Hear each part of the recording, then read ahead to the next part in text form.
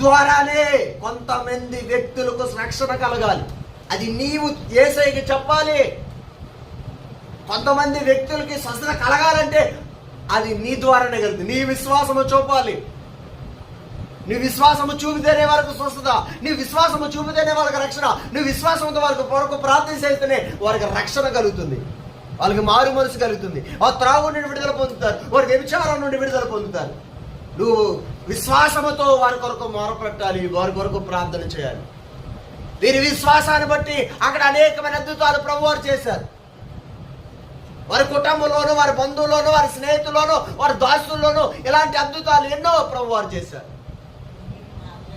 నువ్వు విశ్వాసము చూపితే నీ విశ్వాసాన్ని బట్టి ఎంతమంది రక్షించబడతారో అంతమందిని ప్రభు రక్షిస్తాడు. అంతమంది కొరకు నువ్వు మొరపెట్టు. దేనికి స్తోత్రం. పక్షవాయువు గల ఒక మనిషిని నలుగురు చేత మోయించుకొని ఆయన యొద్దకు తీసుకొని వచ్చిరి.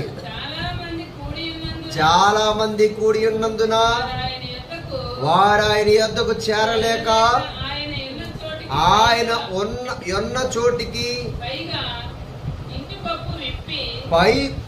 పైగా ఇంటి కంపు విప్పి సందు చేసి పక్షవాయువు గలవానిని పరుపుతోనే దింపిరి.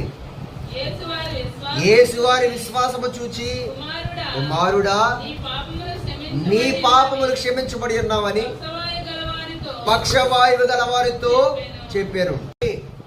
ఇతను యేసు ప్రభువారి దగ్గర తీసుకెళ్తేనే బాగవుతాడు, స్వస్థత పొందుకుంటాడు. ఇతను మనతో పాటు సంతోషంగా ఉండాలి అంటే ఖచ్చితంగా అక్కడ ఖాళీ లేదు. మనం పైకి ఇంటి కప్పు మీదకి ఎక్కేసి కంపు తీసేసి ఎలాగైనా దింపి యేసు ప్రభువారికి తీసుకెళ్తే స్వస్థత కలిగిద్ది. వారు నమ్మారు, విశ్వసించారు. నలుగురు విశ్వాసాన్ని బట్టి ప్రభు స్వస్థపరిచాడు.